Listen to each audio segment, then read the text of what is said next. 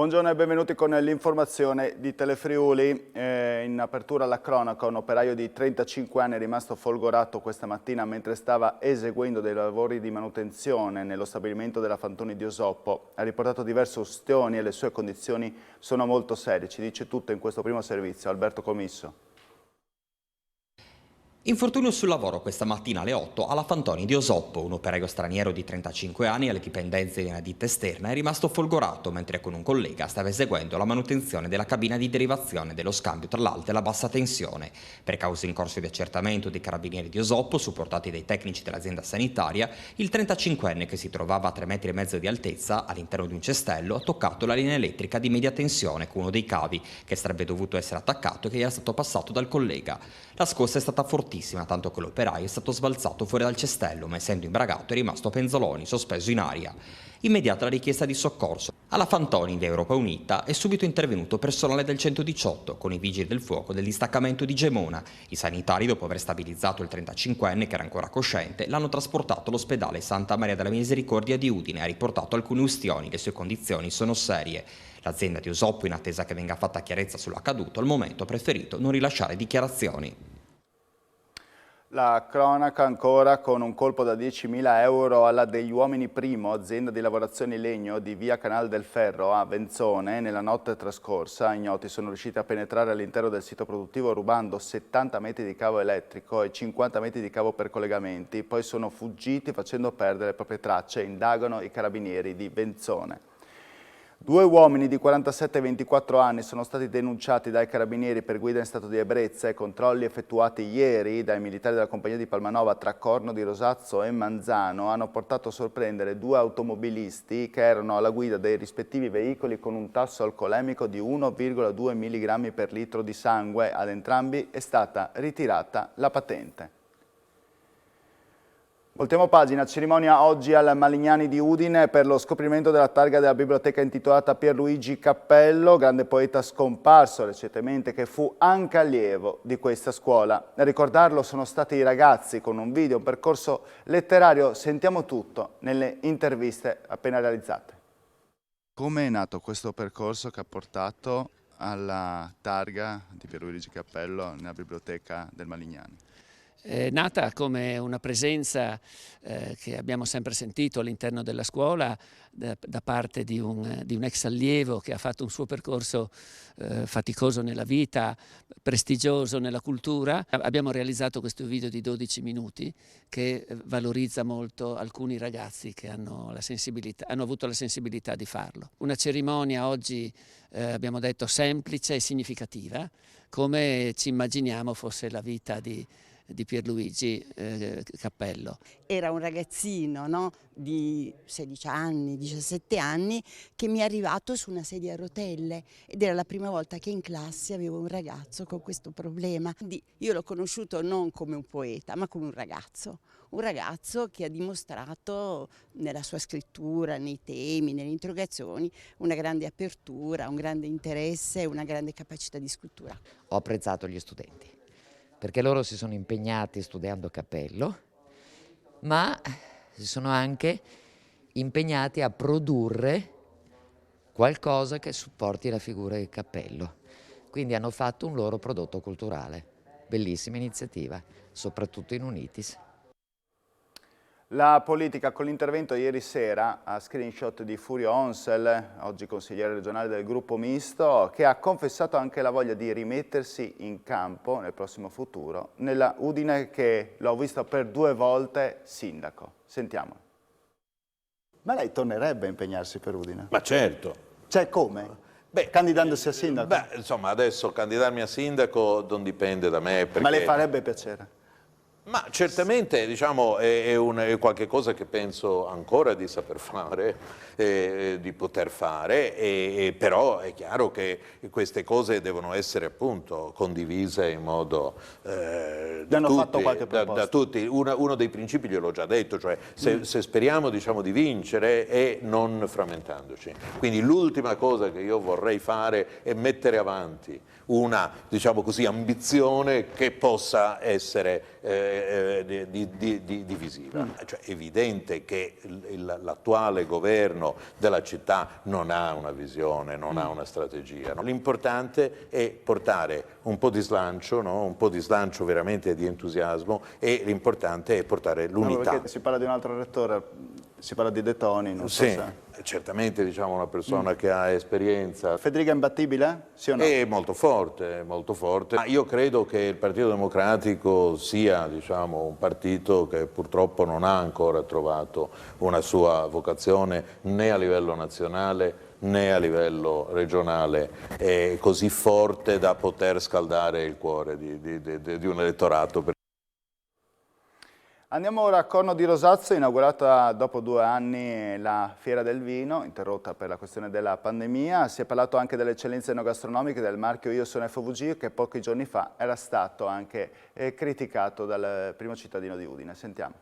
Dopo 2 anni di Covid, poter fare di nuovo le manifestazioni in presenza, vedere le persone, penso che oltre il merito della manifestazione stessa, che festeggia e presenta le eccellenze del nostro territorio, l'agroalimentare del nostro territorio, è anche, vuol dire, un ritorno alla vita, e quindi anche questo è un messaggio positivo.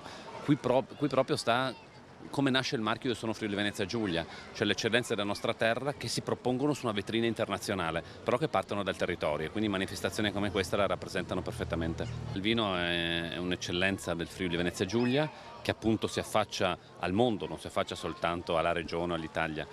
E devo dire che anche i riconoscimenti che abbiamo della nostra produzione vitivinicola regionale riscontrano, diciamo, la grande qualità, che delle volte è di nicchia, perché non abbiamo magari i numeri di altre regioni, però le altre regioni non hanno la nostra qualità, quindi noi puntiamo sull'eccellenza. Parliamo di vino, parliamo di prosciutto, parliamo di Montasio, ecco, parliamo di quelli che possono essere realmente i testimonial del Friuli nel mondo, perché se c'è un limite al linguaggio, se c'è un limite alla storia e alla cultura, ecco, non c'è il limite al gusto, quindi le cose buone hanno un linguaggio universale. Qua parliamo di eccellenze, sicuramente da tutto il mondo possono guardare a questi testimonial per essere introdotti in una straordinaria terra che, come diceva Ippolito Nievo, è il piccolo compendio dell'universo. Qui si trova di tutto e la regione non può stare che a fianco a questi straordinari volontari, imprenditori, famiglie e comunità che da Butrio lanciano questo messaggio: venite in Friuli.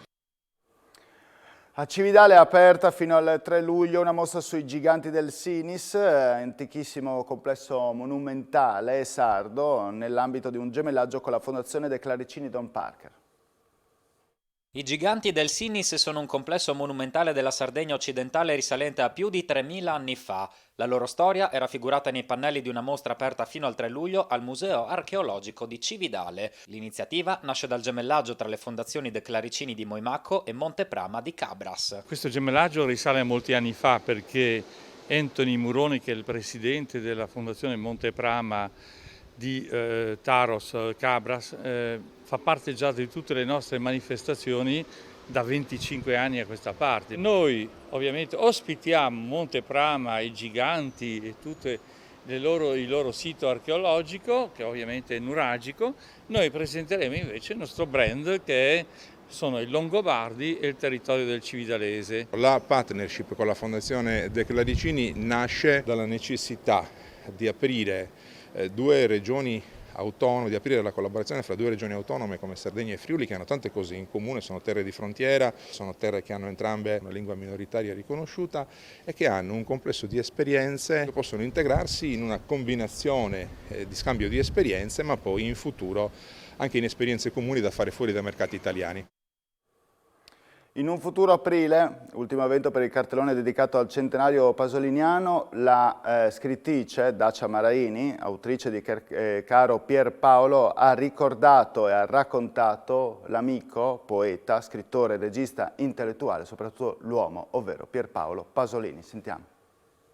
Per l'ultimo evento di In un futuro aprile, rassegna promossa dal Centro Studi Pierpaolo Pasolini con la Fondazione Pordenone Legge, in dedica al centenario della nascita del poeta, scrittore, regista, sceneggiatore e drammaturgo, il teatro a lui intitolato di Casarsa della Delizia ha ospitato Pasolini un amico. Serata di presentazione di Caro Pierpaolo, ultimo libro di Dacia Maraini, scrittrice, poetessa e saggista in dialogo con Alberto Garlini, scrittore e curatore di Pordenone Legge. Con questo memoriale pubblicato da Neri Pozza, l'autrice di Fiesole ripercorre attraverso 37 lettere alcuni episodi particolari dell'amicizia maturata con Pasolini durante i viaggi in Africa che solevano organizzare durante le feste di Natale. Con loro c'erano anche Alberto Moravia e Maria Callas, quest'ultima segretamente innamorata di Pasolini in modo devoto e tenero. I ricordi si susseguono senza un ordine cronologico, come se si trattasse di una ricostruzione onirica in cui Pierpaolo torna in vita e dialoga in confronto di idee con l'amica, ma anche di progetti di lavoro e temi etici come l'aborto, la sessualità, la politica. Alla luce di questa esperienza, che idea si è fatta Dacia del Pierpaolo Pasolini umano? Pierpaolo era conosciuto per la sua irruenza, per la sua criticità, per la sua rabbia, per la sua provocatorietà, e invece nel mondo privato, con gli amici, negli affetti, era un uomo dolcissimo. La Web Gesteco Cividale fallisce l'assalto a Vigevano, sconfitta in gara 3, parliamo di basket e ora tutte le speranze sono su gara 4. Sentiamo l'intervista. È chiaro che se non spara al muro adesso, è stata una partita fantastica. Nell'ultimo quarto i giocatori erano stremati, sia i nostri che loro, ma io non, cosa vuoi dire ragazzi, è andato tutto, sono stati fantastici. E quando arrivi con la palla per vincere, 15 secondi alla fine, la seconda partita di fila, sbagli e succede, però io non ho nulla da rimproverare ragazzi, è andato tutto, l'ultimo quarto era quasi da aiutare sia noi che i nostri che loro, perché c'era un'afa bestiale, solo chi era al palazzetto può capire, era difficilissimo anche correre, era a rischio anche stare male, stavamo male noi in tribuna, troppo caldo, ecco, magari su questo si potrebbe discutere, ma non è adesso il momento. Arrivi a giocartela, hai fatto una gran partita, perdi, siamo 2-1 per loro, ma lo sanno anche loro perfettamente che la serie non è finita. Io sono molto sereno oggi, ero dispiaciutissimo martedì sera, perché sapevo perfettamente che siamo venuti in un campo dove vincere è difficile, perché i giocatori, i nostri avversari avevano extra energie, ma è normale con un tifo così che ti spinge. Ero convintissimo di portarla fuori, il dio del basket, per la seconda volta di fila ci ha volto dalle spalle, ma non è finita. C'è ancora una partita da giocare, sempre onorando la pallacanestro, sperando che per una volta magari il dio del basket si ricordi anche di noi perché ce lo meritiamo. Non ci sono altre notizie, noi ci vediamo questa sera alle ore 19 sempre con il nostro telegiornale. Buon pranzo a tutti, arrivederci.